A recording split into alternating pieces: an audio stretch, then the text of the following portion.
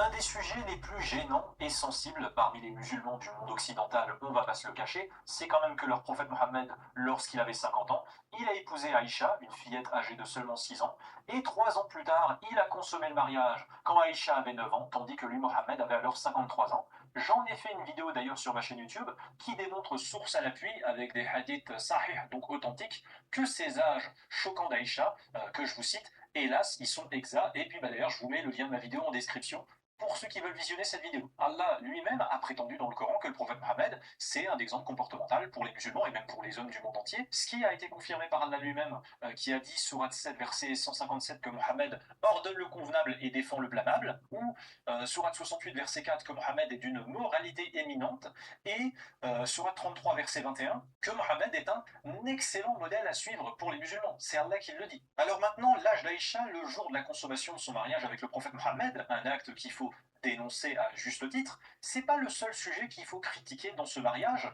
Or, quand je lis, j'écoute des disputes dans les commentaires, en audio ou en vidéo sur ce sujet, entre les pro-islam et les anti-islam, je trouve qu'il y a deux autres aspects du mariage entre Aïcha et Mohammed qui sont en général trop souvent oubliés, et je vais les rappeler aujourd'hui dans cette vidéo, je vais vraiment insister dessus. D'abord, c'est la question de la maturité d'Aïcha au moment de son mariage avec Mohammed à 6 ans, donc 3 années avant que ce mariage ne soit consommé. Et ensuite, c'est la question de l'énorme différence d'âge entre Aïcha et Mohammed. Sur ces deux autres sujets, normalement, toute contestation islamique est impossible, et je vais vous expliquer pourquoi. Cette vidéo touche à présent à sa fin. Je voudrais quand même insister auprès des musulmans sur le fait que ce mariage du prophète Mohammed avec une fillette de moins de 10 ans n'est pas censé être un élément anodin à évacuer, à excuser, en se disant qu'après tout, dans le passé, ce genre d'ignominie pouvait arriver partout sur Terre. De n'importe quel monstre ou détraqué humain, vous pouvez vous en désolidariser facilement peut-être, mais Mohammed est censé être le dernier des prophètes de Dieu et un exemple comportemental pour vous les musulmans.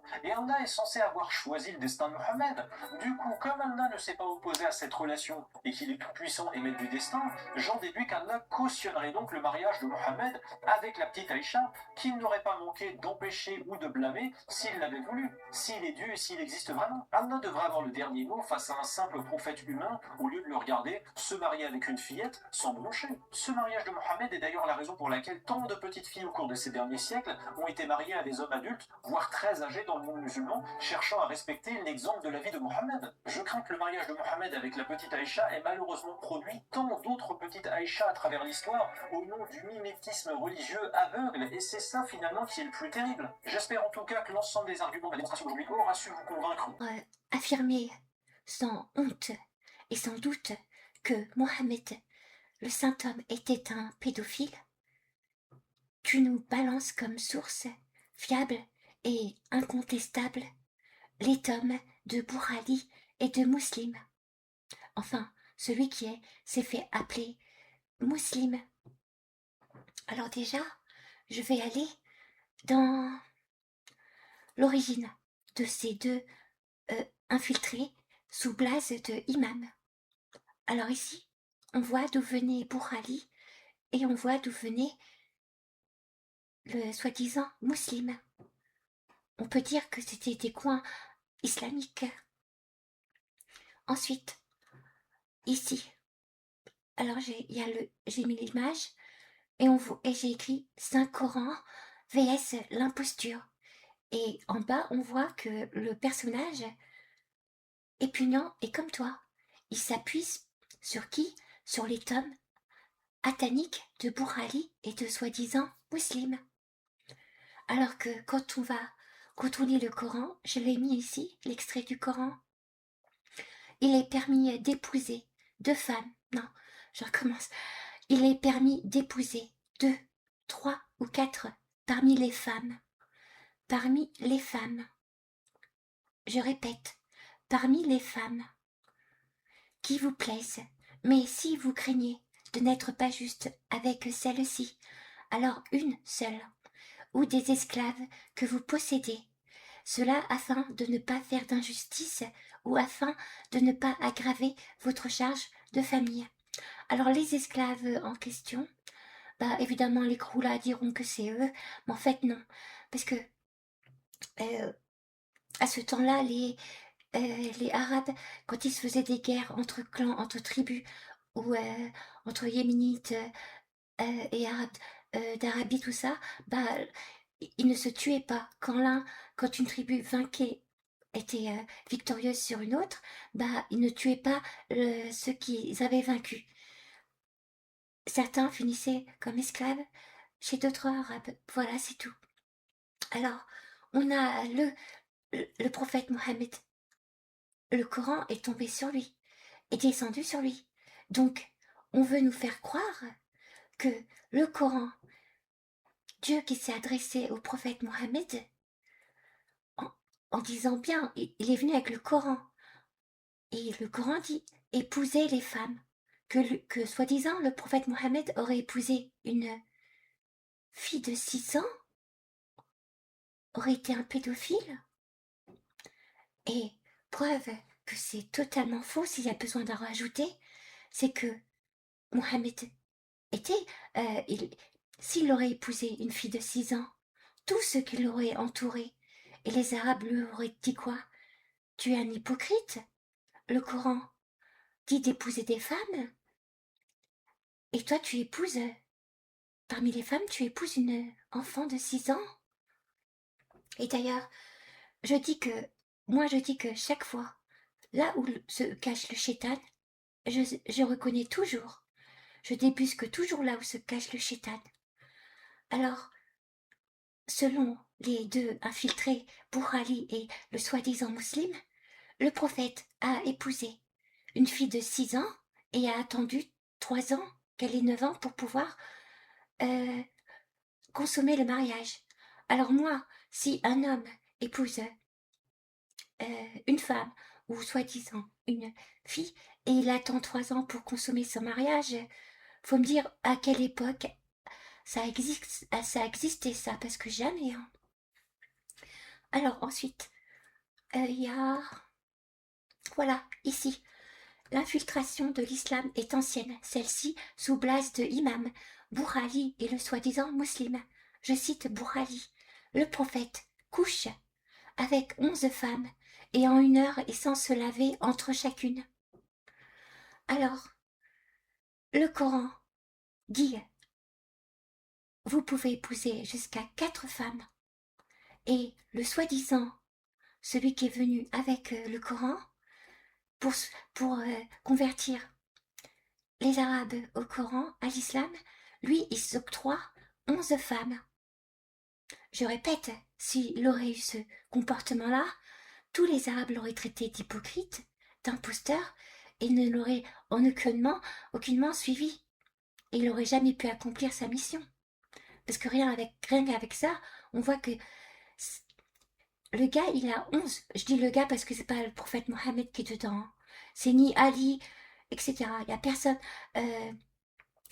Ces deux infiltrés ont pris les personnages musulmans pour les salir, les dégueulasser, les attaniser et préparer et faire de cette et présenter ça comme étant la tradition prophétique. Donc voilà. Alors ensuite, non seulement il a 11 femmes, alors que le Coran dit qu'on doit avoir 4 femmes, pas plus, pour les hommes, et en plus, c'est un gros crado. Il nous le présente comme étant un gros crado qui couche avec ses femmes, les unes derrière les autres, et sans se laver. Si ça, c'est pas une infiltration atanique. Comme tu dis, les musulmans ne doivent pas rejeter les hadiths qui ne les arrangent pas et valider ceux qui les arrangent. Alors, comme tu nous vantes et tu nous présentes la dite tradition prophétique écrite par deux imposteurs infiltrés que sont Boukhari et l'autre là, le soi-disant musulman, eh ben je vais lire un hadith. C'est un hadith de qui ça?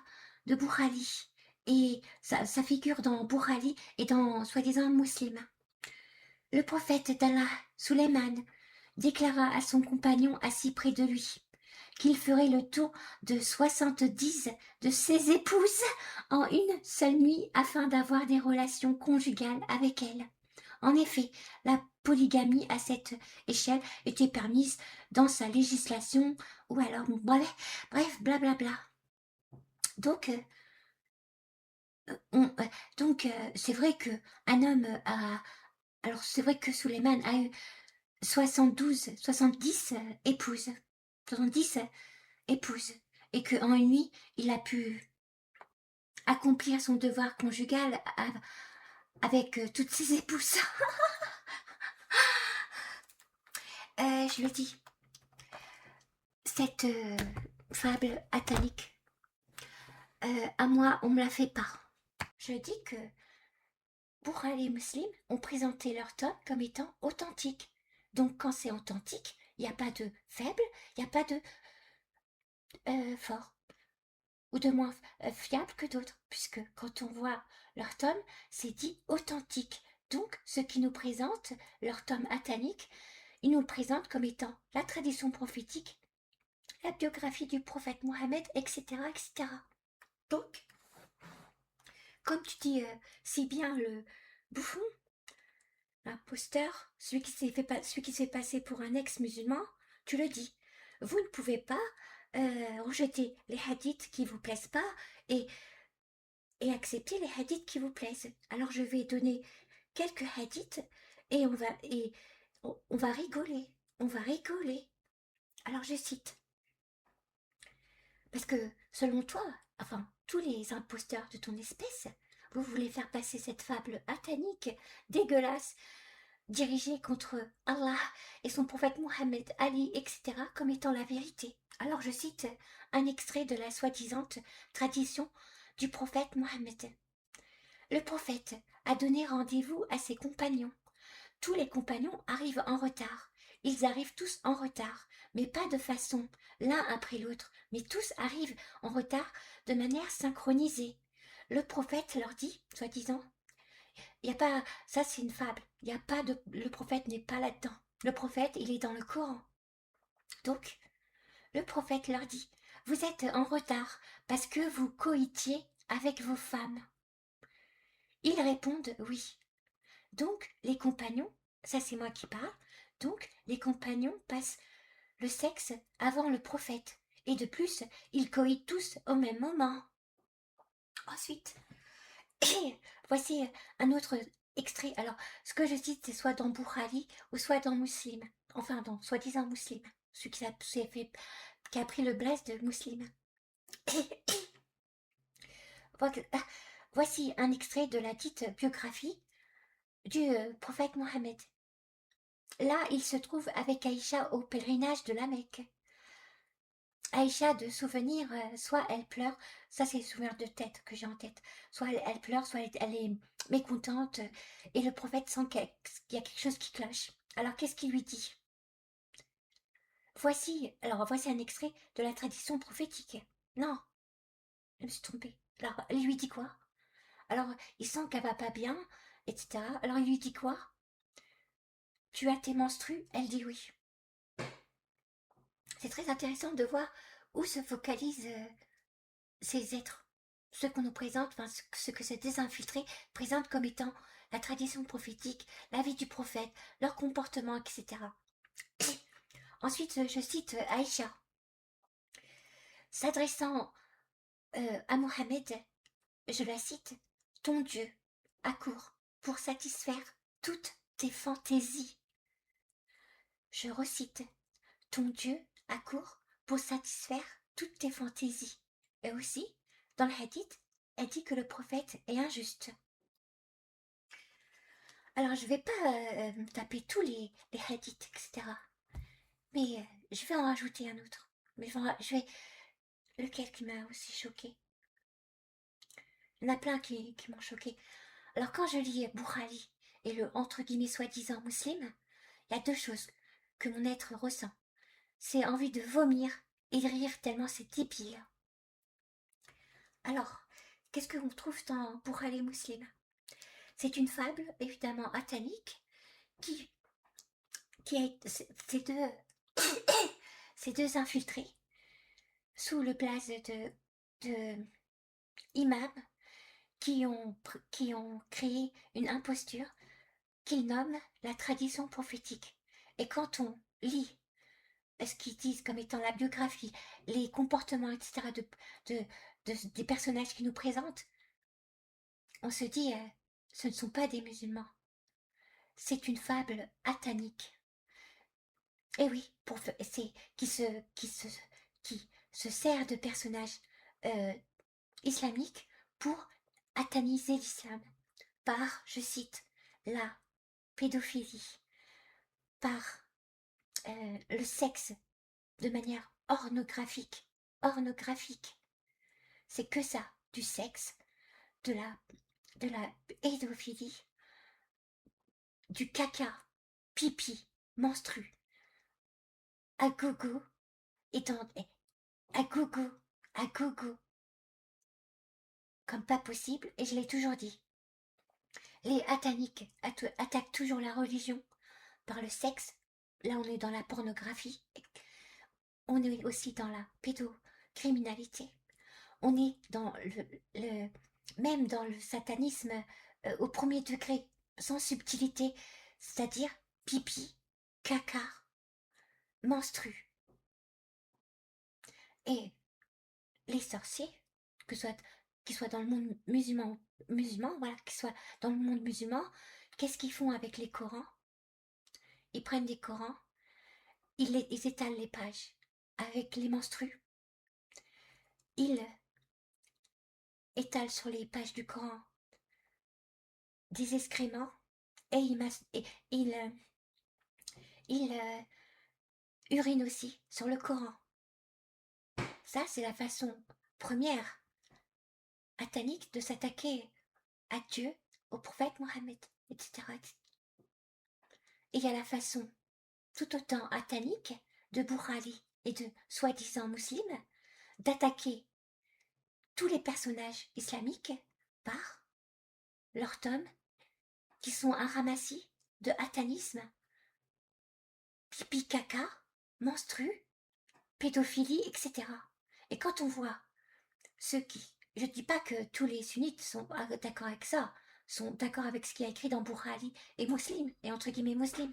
Mais quand on voit après tous ceux, parce que la racine du mal infiltré en islam, c'est Bourali et le soi-disant Muslim. Mais quand on voit après tous les autres soi-disant imams ou savants du côté sunnite, eh ben, tout ce qui sont eux, ils le font comme ils font avec, comme on fait le Boukhari et le soi-disant musulman. Ils mettent dans la soi-disant tradition prophétique ce qui sont eux. Exemple, Nawawi. Nawawi, quand on le lit, on n'a aucun doute que ce type était un pédo et était un pédé. Voilà.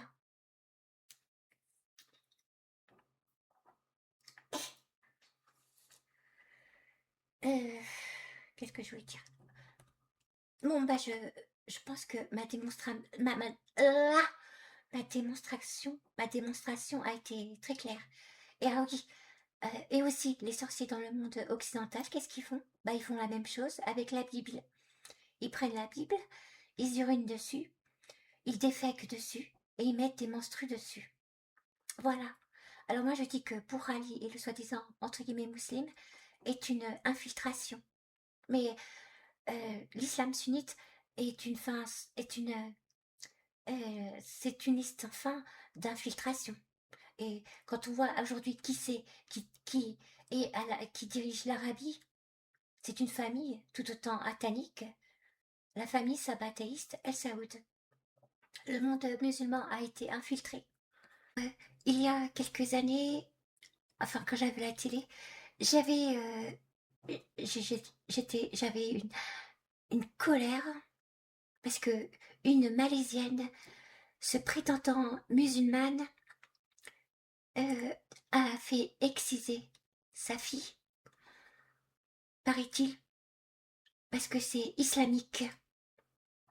Parce qu'évidemment, dans Bukhari ou Muslim, là je sais pas, ils disent que le prophète a autorisé l'excision des filles. C'est encore une mythomanie de la fable pédo-atanique, etc. de Bukhari et de soi-disant musulmans. Car l'excision des filles n'a rien à voir avec l'islam. L'excision était une pratique qui était pratiquée uniquement en Égypte. Uniquement en Égypte et seulement par la caste des pharaons sur les filles de leur famille pour éviter, selon eux, que les filles aillent se faire dévierger. Voilà, qu'elles n'aient pas envie d'aller se faire dévierger et qu'elles restent vierges jusqu'au mariage. Et cette pratique a été reprise par les Égyptiens, qu'ils soient chrétiens ou pas, ou musulmans, etc. Et ils le font passer comme étant religieuse. Et puis après, ça a été pris par les Kroulas pour mimétisme, voilà. Et ensuite, et à aucun moment, ça concerne que l'Égypte. Aucunement, le prophète a autorisé ça. C'est que la fable atanique de Bourali et entre guillemets musulmane.